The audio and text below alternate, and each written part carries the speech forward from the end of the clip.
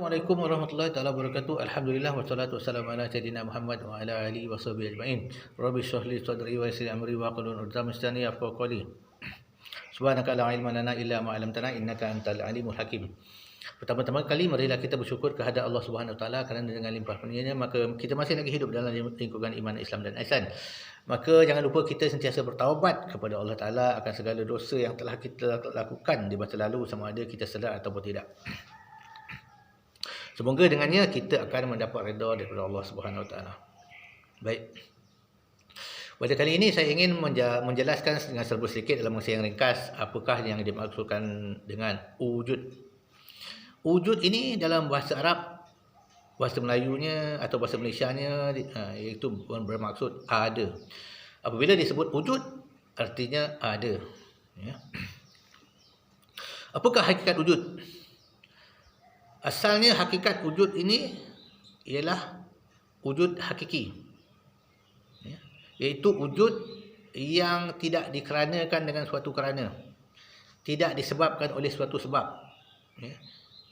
Wujud yang sedia ada, wujud yang tidak ada permulaan, tidak ada pengakhiran, wujud yang berdiri dengan sendirinya, wujud yang entitinya dengan hakikatnya yang tersendiri.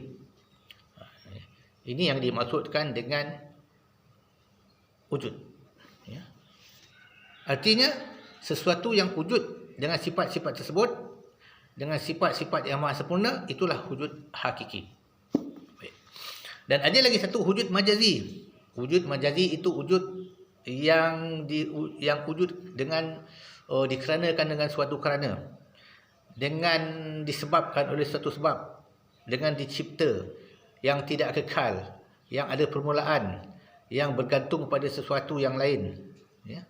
Dan bersifat dengan sifat yang tidak sempurna. Inilah wujud majazi. Ibarat hubungan antara wujud hakiki dan wujud majazi ini, itu ibarat untuk memberi faham seperti bayang-bayang dan empunya bayang-bayang. Ini ibarat untuk memberi faham, tapi bukan hakikat seperti itu, ya. Di mana wujud yang sebenar adalah yang empunya bayang-bayang. Wujud majazi itu bayang-bayang. Kerana apa? Tanpa empunya bayang-bayang, bayang-bayang itu tidak wujud. Inilah beza antara wujud hakiki dan wujud majazi, ya. Jadi wujud majazi itu bergantung kepada wujud hakiki. Ya. Jadi seperti contoh bayang-bayang dan empunya bayang-bayang. Ini untuk menghampirkan faham, ya, menghampirkan faham semata-mata. Tapi bukan hakikat seperti itu. Jadi wujud hakiki ini adalah Allah Taala. Allah Taala. Allah Taala itu Allah itu nama bagi zat. Jadi maknanya wujud hakiki itu zat yang bernama Allah. Tuhan satu-satunya yang ada, ya. Jadi wujud zat ini tidak dikeranakan dengan suatu kerana, tidak ada sebab, dia kekal, dia tidak ada permulaan, dia tidak sama dengan segala sesuatu dan ia berdiri sendiri, ya. Dan ia esa, dan ia bersifat dengan segala sifat kesempurnaan. Ini wujud hakiki, iaitu zat. Zat yang bernama Allah, ya. Kita sebut Allah bermakna zat, ya. Dalilnya dalam surah Al-Ikhlas, qul huwallah, dan dialah Allah, ya. Jadi dia itu maknanya, hu itu bermakna zat, Allah itu nama bagi zat, ya. Jadi yang wujud hakiki itu zat. Wujud majazi adalah selain daripada zat itu, daripada Allah, ya. Itu makhluk, ya, makhluk seperti kita. Kita ini termasuk makhluk, ya. Wujud kita ini sebab diwujudkan oleh Allah Subhanahu Wa Taala. Ya. Seperti Allah Taala berfirman, Allahul ladzi khalaqas samawati wal arda wa ma bainahuma. Ya. Kita boleh rujuk dalam Quran. Dan Allah lah mencipta langit dan bumi dan barang di antaranya. Jadi kita ini wujud majazi. Kerana ada permulaan, tidak kekal, akan fana, akan mati, akan binasa. Wujud kita bergantung kepada wujud Allah. Ya. Kita ini berbilang, tidak esa. Dan kita ini bersifat dengan segala sifat kelemahan. Ya. Jadi hakikat wujud itu Allah Ta'ala, majazinya, wujud majazi, makhluk. Baik. Tahap mana yang kita boleh mengatakan wujud hanya satu? Hanya Allah? Makhluk tidak wujud? Ini tahap makam fana bilah. Tenggelam ia akan tauhid, akan Allah Ta'ala. Hingga ia melihat dengan mata hatinya hanya Allah Ta'ala saja yang mawujud. Jadi alam sekeliling ini termasuk diri dia tidak mawujud.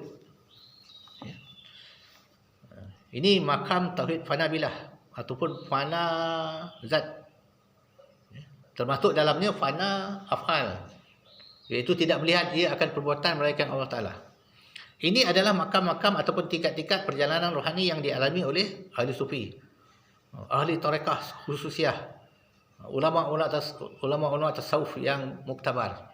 Seperti Imam Ghazali, Syekh Abdul Qadir Jalani, Haris Muhasibi, Ibnu Arabi, dan juga syekh-syekh tarekah yang lain seperti Syekh Ahmad Idris, Syekh Bahuddin Naqsyabandi, Syekh Ahmad Asy-Syatari dan lain-lain. Ini makam.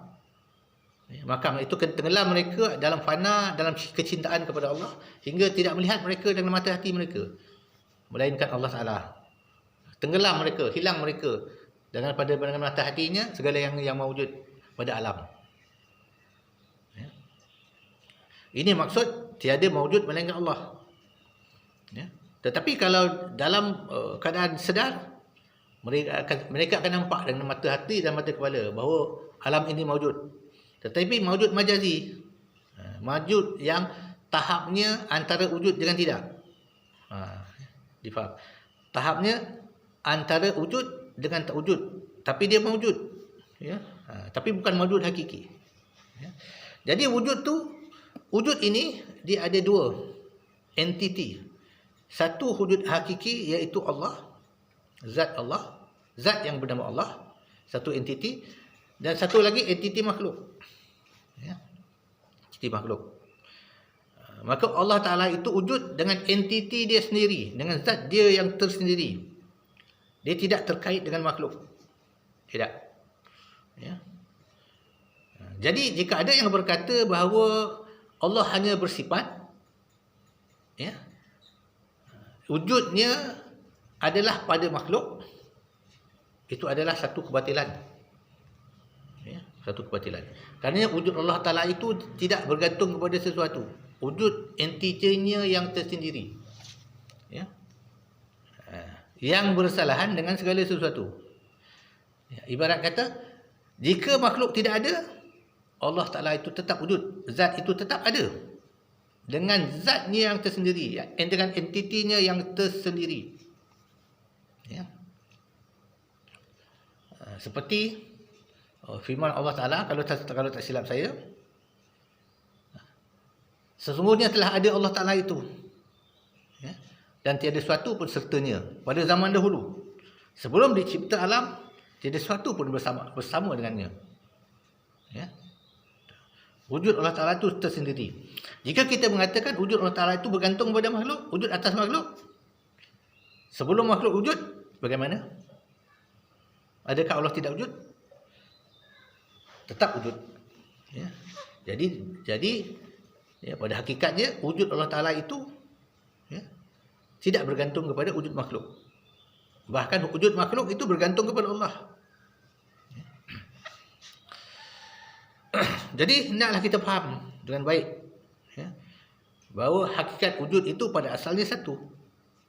Tetapi pada zaman ini, masa ini, wujud itu dua, iaitu wujud hakiki dan wujud majazi. Maka untuk kita melihat semula wujud hakiki itu, sebelum adanya wujud majazi, hendaklah kita menjalani akan jalan tarekah sufiah, ya, bersungguh-sungguh mencintai Allah, mensucikan hati kita daripada segala hijab yang mendinding kita dekat kepada Allah Ta'ala, supaya hakikat wujud itu kita boleh saksikan dengan mata kepala, mata hati kita. Ya. Tetapi jika kita dalam keadaan sedar, kita tidak boleh menafikan wujud makhluk. Ataupun kita tidak boleh kita mengatakan syirik kalau kita mengatakan ada wujud selain daripada Allah. Tidak boleh. Tidak boleh sama sekali. Kerana wujud makhluk itu memang wujud yang dicipta oleh Allah Ta'ala, hanya hakikatnya adalah wujud majazi.